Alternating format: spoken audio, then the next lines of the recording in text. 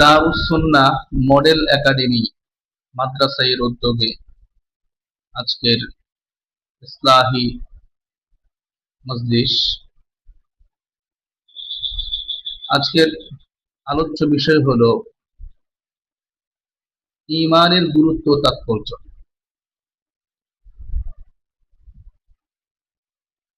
একজন মুমিনের কাছে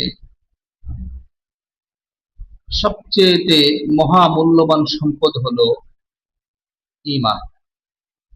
এমনকি তার জীবনের চেয়েও সবচেয়ে মূল্যবান সম্পদ হলো তার ঈমান।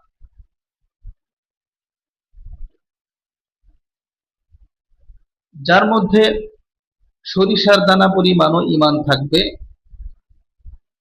অর্থাৎ জাররা পরিমাণ যেটা বলি, সরিষার দানা পরিমাণও যার মধ্যে ঈমান থাকবে, সেও একসময় জান্নাতে প্রবেশ করতে পারবে শাস্তি পাওয়ার পরে।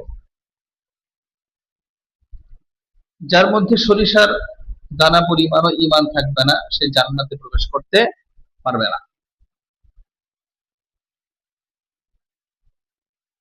আল্লাহ নবী সাল্লাল্লাহু আলাইহি ওয়াসাল্লাম বলেন, ইউসবিহুর রাজুলু মুমিনান ওয়া ইউমসি কাফিরা ওয়া ইউমসি মুমিনান ওয়া ইউসবিহু কাফিরা।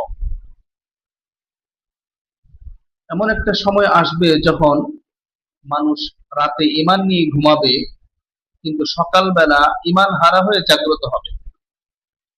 ঠিক তেমনি ভাবে ঈমানদার হয়ে দিন শুরু করবে, সন্ধ্যায় তার ঈমান শেষ হয়ে যাবে।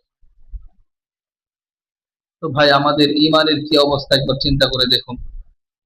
আমাদের ঈমান তো এমনিই দুর্বল। দুঃখের বিষয় হলো, আফসোসের বিষয় হলো, আমাদের কোনো ঈমান নিয়ে চিন্তা ভাবনা নেই। ঈমানের ব্যাপারে আমরা উদাসীন। ঈমানের ব্যাপারে আমাদের কোনো ফিকির নেই। আমাদের ফিকির, আমাদের চিন্তা হলো দুনিয়া কিভাবে কামাই করা যায়, দুনিয়া কিভাবে সুন্দর করা যায়, এই প্রতিযোগিতা আমাদের মধ্যে তৈরি হয়েছে। কিন্তু সাহাবীদের মধ্যে এমন প্রতিযোগিতা ছিল, ঈমান কিভাবে সুন্দর করা যায়, তাদের মধ্যে এই প্রতিযোগিতাটা ছিল।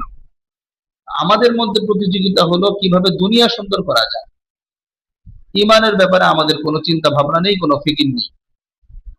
কিভাবে আমাদের ঈমানকে মজবুত করতে হবে, এই ব্যাপারে আমরা খুবই উদাসীন ভাই।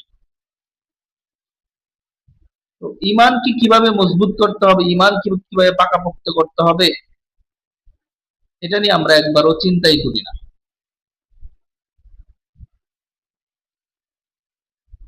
সাহাবীরা সার্বক্ষণিক ঈমান কিভাবে মজবুত